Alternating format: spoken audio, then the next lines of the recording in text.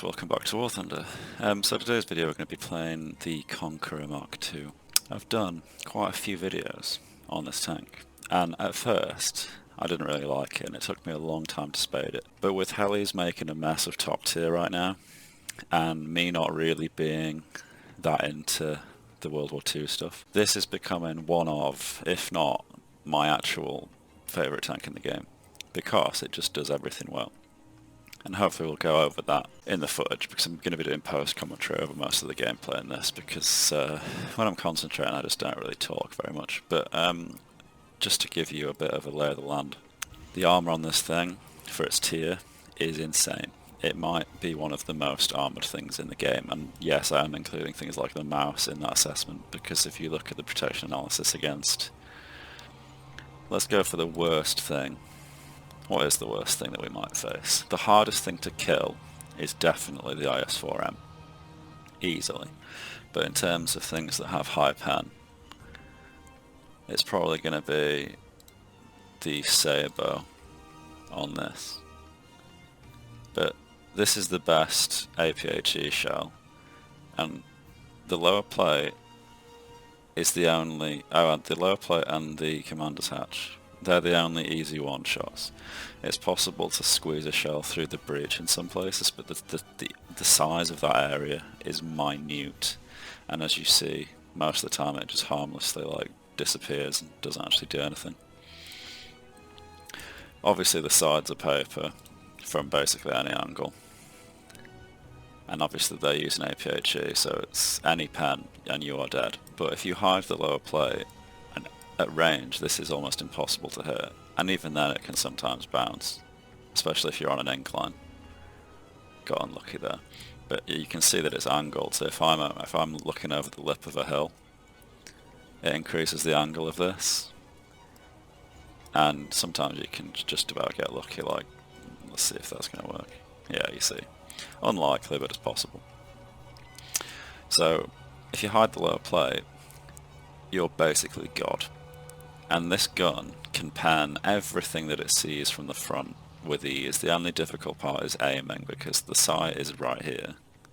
The parallax is pretty bad, and the sights are set for 800 meters horizontal convergence, so you want to be setting your default sight range for about 850 meters. In my last video with the Chieftain, I said that using the rangefinder would change your horizontal convergence point. That isn't true unless you have a laser rangefinder, which this doesn't have, so you can disregard it in that for this video. 850 for your default sight, and the horizontal is always set for 800 meters. So anything you engage beyond that, you'll notice the shot will hop over to the other side of your crosshair. It'll go. The shot comes from the left and it goes to the right because the sight is on the right of the gun. Anyway, so nothing can pen it unless it's in that weak spot area. And it's actually kind of insane how good the armor on this thing actually is. We'll just get rid of the protection analysis. So the base plate is 130 mil, then you get 20 extra, and then you get 14 extra on that with these plates. Even some heat rounds can't get through this. No heat round in this event can get through this. So T-54s to kill. I should have really set this up before. T-54s have the same armor as the T-62 on the hull, 100 mil. You can lol pan this from any distance you're going to see them. So literally just shoot the right side, and you get 3 crew in a line. Easy as anything. You can pan the turret as well, although the 1947 variant can be a bit of a pain. But when it comes to the hardest thing that you'll see, and because it's so hard to kill, you do see them quite a lot. The armor on this thing is insane. You can pan the front under certain circumstances. This, unless it's angled right at you, it's not going to happen. Hesh can't even pan this anymore since it was recently nerfed by 18 mil of pan. So Hesh is useless as well, but Hesh can get through this still. Best way of killing them is from the side, and even from the side you'll sometimes get really bullshit bounces like this area here. Sometimes even the flat side of the turret. But turret sides and rear, or anywhere on the side of the hull. If you aim around the side skirt kind of area, that's the best place to get through. Or, since the driver's port is angled in the way that it is, it's quite flat, so that's a massive weak spot. But with the Parallax, it's incredibly difficult to hit. But you can use binoculars to aim for you if you're in a bit of a pinch, which you might see in this video.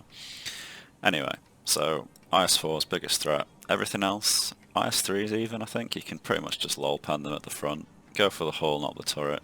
I always go for the hull on everything, just because you're more likely to get crew or ammunition.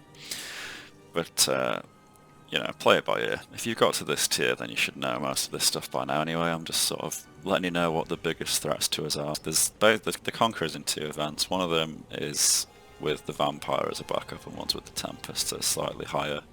The other nations get 105s with HFS, but the event that we're going to be playing today is the one below that, where the Conqueror basically just reigns supreme.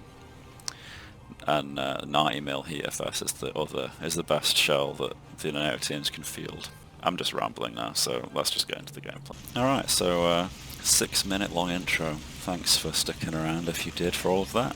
I'll have stuck a timestamp somewhere unless I forget, so if you skipped all that and you're here anyway, then great time to talk about the channel sponsor, Raid Shadow Legends. Yeah, I'm joking. The channel's an affiliate of Air Models right now, so if you want to get some model aircraft, then hit up my link in the description and that will sort you out, and I'll get a little bit of a cut from it. So you'll be helping the channel out, as well as getting a little model for yourself. Anyway, this was one of the games where I'd been playing all day, and this was quite late on, and I kept encountering the same people, so we ended up sort of unofficially squadding in chat, and there was this absolute mad lad using the shit ban, the FE4005, for like the whole day, basically trying to spade it, and he got an ace, I think, on this map, on this battle, or it might have been a different battle on this map, but either way. Also, because I know that there'll be some of you that may have already typed this out in the comments, but I said that for its tier this is the best armoured thing in the game, and I just know that someone's going to be like, but Bullet and RB, you see 8.7s and they have dart rounds. Yeah, but this is sim. This is a sim-based channel. Also, how good was that shot? This is what I mean when I say that you need to use 850 meters as your default range, because I was aiming right at him. No bullshit messing around with Parallax when you know how to abuse the Parallax system. But yeah, it's a sim-based channel, and sim doesn't work on VRs, as you'll know if you're a sim player like me. So for the tanks that it sees, you know exactly what you're going to see because there's a vehicle list, and for me that's one of the beauties of sim. You know the worst thing you'll ever see, which means you can pick the vehicle accordingly, which is actually one of the reasons this tank is so good, because it's at a tier where very little can pan it without it being from the side or on a weak spot. It can pan just about everything that it sees. Heavy tanks get 2 spawns now, and it relies on kinetic ammo rather than chemical, which means that it's a bit hit and miss. The reload makes it even more hit and miss. It's quite slow, so it's tricky to play, but it's very powerful when you play it well. So it's sort of on a knife edge between being very frustrating and being completely brokenly overpowered. If APDS worked as well as dart rounds do, the Conqueror would be insanely overpowered. The balancing factor is that APDS is quite inconsistent, and the reload lets you down. The accuracy is also a bit weird at long range sometimes. I'm still not sure whether with the Parallax I need to adjust for the vertical or if the game does it since the Parallax changes that happened recently. Used to be that when you've got the sight on the roof, I was unlucky here. He just clipped my transmission and set me on fire. I was honestly expecting to die right here, because when you get into these situations and you're exposed but your gun can't get a target, they're the worst ways to die ever. But thankfully I got a bit overwhelmed and I didn't realise at the time, but my shit-barn friend just completely murked that guy that shot me. So we're all good. But anyway, what was I talking about?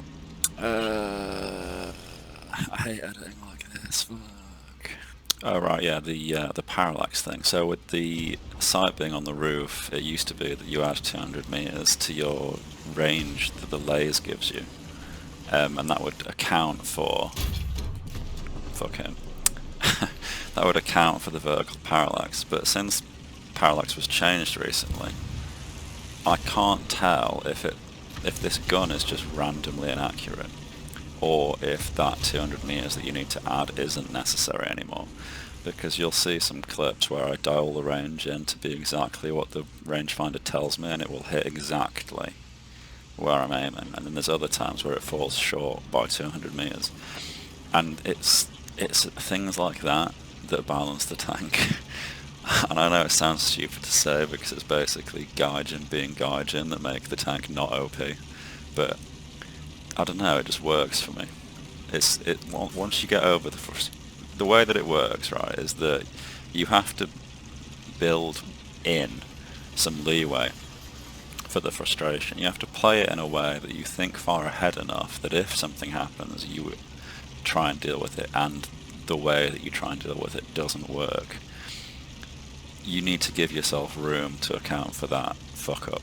And the reason it's so satisfying to play is that if you get into a bunch of those scenarios back to back and the game fucks you over every time, but you still manage to come out of it and do well, it's the most exhilarating thing ever. And this tank is the only tank like that in the game because it's in a position where it's a heavy tank that relies entirely on kinetic only rounds. So there's no filler, there's no heat. It's just punching through and doing direct damage. You don't get any of the additional splash from an explosive filler shell or the heat round panning stuff more easily. It's literally just your aim and aiming well enough to account for how shit APDS's spalling is. So it just, when everything lines up, it's so satisfying. And it's balanced as well by the weak spots that it has, which we went over before, and the fact that the enemies that it sees, they all have APHE, so if you get panned at all, then you're dead. There's just so many things that they basically make the tank bad, but because it's so strong in other areas, I think it's perfectly balanced right now. And it's the reason you know how good it is because in the event up from this, like I mentioned, there's 2 events with the Conqueror in. The other one has jets as support, and the other NATO tanks get things like the Leopard and the M60, which have comparable pen to the Conqueror, but they use chemical shells to do it. This tank is still the best tank that Britain get in that event. They don't get a better tank. The Conqueror is the best tank for 2 different events, and that's quite rare. I don't know what he shot me with, but we got lucky. But the fact that the Conqueror can still perform in the event above this one, where it has to fight things like the IS-7 as well as the IS-4M, you just know that it's crazy good. And most of the Russian tanks, bar the IS-7, are the same, so you'll still get IS-4s and T-54s and stuff, but they have to then deal with the heat flingers of NATO. Whereas with you, they're obviously dealing with the same thing that they were before. But it just makes it a really satisfying tank to play. And I actually prefer to play a heavy with kinetic rounds over a medium with heat. It's also one of the only tanks in this event that gets such a powerful gun and a rangefinder. And you can pan side armor at quite high angles like that. Hesh is, I'm not sure if it's actually worth bringing, if I'm being completely honest. When it first, there was a nerf in inverted commas recently. Oh, how unlucky. That should have really panned. See here, I don't know what happened to this T95. Did he just get shot? Why is he looking at me? I was so worried that he thought I'd shot at him and he was going to just annihilate me, but I think he is actually quite switched on. The IS-4 has a nearly 30-second reload. It just survived a ship-on shot directly to the side, by the way. That's the reason I don't play that thing, because that Hesh round should really annihilate IS-4s and it just doesn't. but I was there to save him, and I think that might be game. Oh no, it's not. He comes back, but that gives us enough time to talk about the changes to hash. So a lot of people recently have been saying that it's been nerfed, and it kind of has and it kind of hasn't. So the reason people think it's been nerfed is because the stat cards have changed how they display its pen, because it used, well, it's still, the thing about hash is that it pens the same amount regardless of the angle, but it used to pen a very small amount more at higher angles, which didn't really make any sense. So what they've done is they've changed how the pen is displayed. It used to pen, this shell in the Conqueror used to pen 100 and... I can't remember the flat pen, but the angle pen at 60 degrees it used to be 170, which makes no sense, because if you put that into a maths calculator that works out the thickness increase with angle for you, I don't know the calculation by myself, but there are some websites that do it, then that means that it was penning like, I think 60 degrees doubles the thickness of the armor, so 170 times 2 was the line of sight thickness that hash apparently used to pen on the stat card, which was obviously bullshit, because it was nowhere near. That would have been, what, 340 mil of line of sight thickness? Hash, no. It was never that good. So what they've done is they've changed the thickness so that it now pans something like 76 at 60 degrees, and everyone's like, well, that makes it completely useless. And if that were actually true, then it would make it completely useless.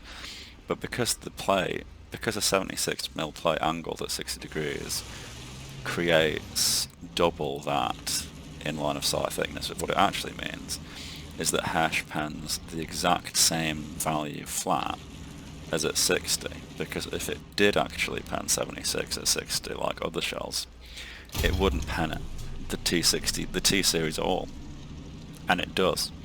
So it's clearly not a nerf to the extent that people are making out. That all they've done is alter how the statistics change, but through that altering they've standardized the pen so that it's the same regardless of angle, which means that it now pans the same as 60 as it did flat, which means it pans 152 at every angle, and because the stat card used to say 170, technically it's been nerfed by about 18, I think it's 18 mil, I might be getting some of the figures bodged in my head. I'm not doing the maths right now, but from memory it's lost 18 mil at 60 degrees on the stat card. But because it never penned 170 at 60 anyway, I don't know if it's actually been nerfed at all, and actually the post pen in some regards seems slightly better, especially in the test range. But anyway, pretty long-winded explanation, but hash is basically the same as it always was, and here's using the binos to get a cheeky driver hatch snipe on the last guy. And now that actually is game, and that was the 5th kill, I think. So on to the next battle. We started off this one by going straight to A and capping it, and I expected to meet some resistance, but surprisingly there was none. Right, so we capped A, we know that B is being capped. They've literally just finished capping it, so I'm expecting there to be contacts directly ahead of me, so I'm just sort of taking it slow, and here we go. Right side of the upper front plate, or the lower plate, doesn't matter, and job's jobbed. Not in a position to fight the IS-4. Pop smoke to hope that he bodges the shot, and he does. Lower front plate is quite a small target on the Conqueror, and even though the Russian tanks basically have no gun and parallax because the sight is always perfectly level with the gun, the drop is quite bad even at short range, so it can be quite hard for them to get that shot in. They'll often shoot too high and bounce or shoot underneath you. But obviously having the lower front plate exposed at all is not good at all for us, which is why I popped the smoke. So he's pushing right now. Judged the parallax to get that shot through, but I got gaijined, so this is what I mean about having to account for the game fucking you like that. I expected him to turn in and just rush me, because if an IS-4 does that, that's the hardest time, it's the hardest way to deal with them. If you are in an IS-4, just drive at stuff, because very little can do anything against you without getting incredibly lucky and hitting a tiny weak spot. Their safest bet would be to shoot your gun and make you not be able to fire, but that can be risky because it's a hard shot. They can shoot the lower plate, which will probably just kill your driver, and then you've got all the time in the world to just shoot them in wherever the weak spot is from the front, and they're dead. So if he had driven at me, he'd probably be alive right now, but I don't know if he didn't know where I went. He might have thought I went around the building the other way when I popped smoke. Things like that. I think one of the things you have to do when you pop smoke is not go where people think that you're going to go, and just keep people guessing. So someone sprayed me with MGs at this point, and I had no idea where they were or who it was, or it might even have been this guy, but I think it was a friendly behind me. So BTR, a bit of a problem, and there's a tank coming. But I'm factoring in my reload time. I think I have enough time to deal with him. I just want him to go away because I don't know exactly what his pen stats are or what my side armor stats are, and I don't want to run the risk of him being able to knock my gun out or even pen me from the side whilst I'm dealing with someone else. This is another IS-4, but I did think at the time it was a T-54. But as soon as I realise it isn't, I correct what I wrote in chat so that I don't risk a friendly rushing to deal with something that they think they'll not struggle with, to find out that it's something they actually really will struggle with. And he may have done that anyway, so I go and help him. I tell him in chat that his gun's out, so he can just sit there, he doesn't have to worry about hiding anymore. But the IS-4's turned. I mean, that IS-4 cannot do anything. This guy has all the time in the world to line the shot up, and he still can't kill it easily from the front. That's how crazy good the IS-4's armor is. So I come round and finish it off for him. Sim is largely about helping your team to your own detriment, and you've got to just balance out whether it's worth it or not.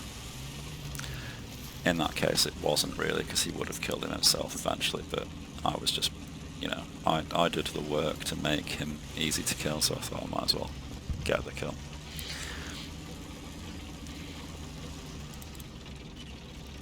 So right now they have the C point still, which means they're probably going to be pushing from C down towards B and A, as well as coming from their spawn. So I'm pushing away from their spawn so that I'm not at risk from that side.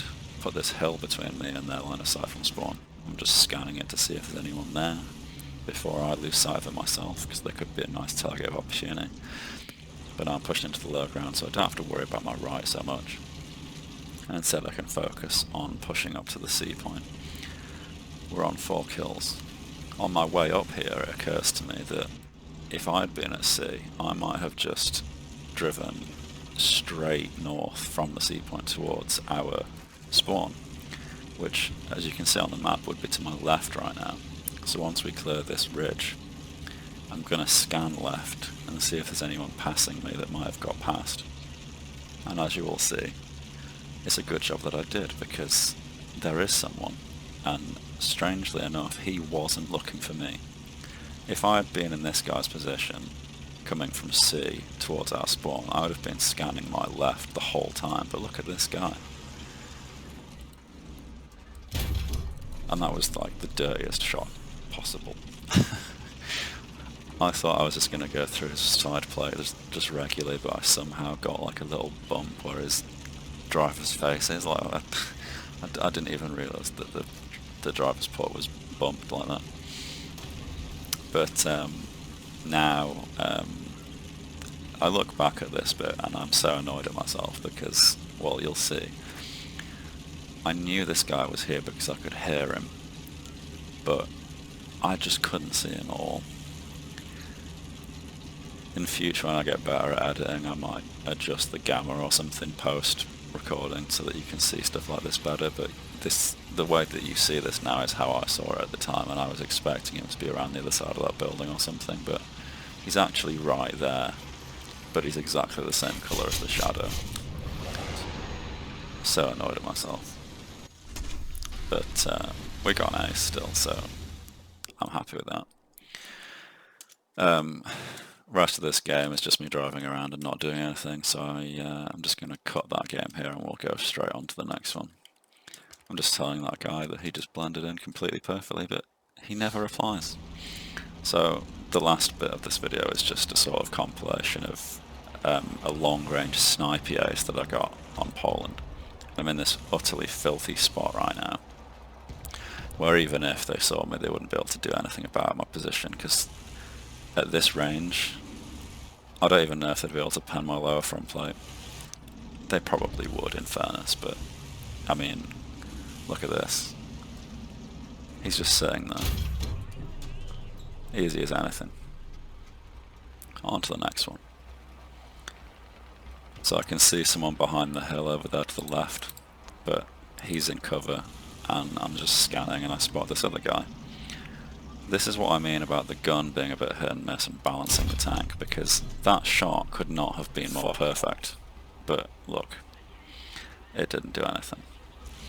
And then this is what I was talking about earlier, where I don't know whether I should add the parallax or not, because the rangefinder said 1800 meters. But when I eventually fired this guy, you'll see that it falls short. So should I have put 2000, which I would have done before the parallax change, or is it just the accuracy fucking me? Like, I genuinely don't know. Is he trapped? And I assumed at the time that a friendly had shot his track off and he was just sort of spinning on the spot. But I think he was just randomly doing that anyway for some reason. See, that shot fell short, because you saw the tracer dip below the center point of my crosshair before it impacted the ground, which shouldn't have happened. What the fuck is he doing? He popped smoke twice to just sit still and not move instead of using it as an opportunity to bug out. So the second that the smoke clears, I set to 2000 and I actually hit him. So I don't know what to do. It's very confusing. What I've started doing since is setting the range for 100 meters extra. Here's another example of why you should use a default range to negate the parallax, because that was actually the filthiest fuck shot. That was filthy.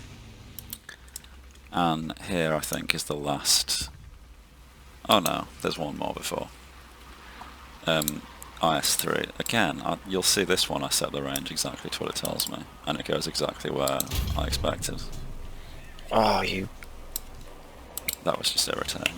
And then this next shot, it's like, it looks like I lead enough, but then I don't. It's weird, like, look at this. I flicked it left just at the time, but I think it might have fallen short. So check the range. Stay there, stay there, stay there, stay there. 1500, just to 1500. I'm aiming right at his turret. Stay there, stay there, stay there, stay there, stay there. Went where I wanted it to go. Maybe a little bit low. And then here is the last one of the video. So after this I'm going to sign off, but I hope that you enjoyed the video, folks. Leave a like, a comment and all that jazz. And I'll see you in the next one. Cheers.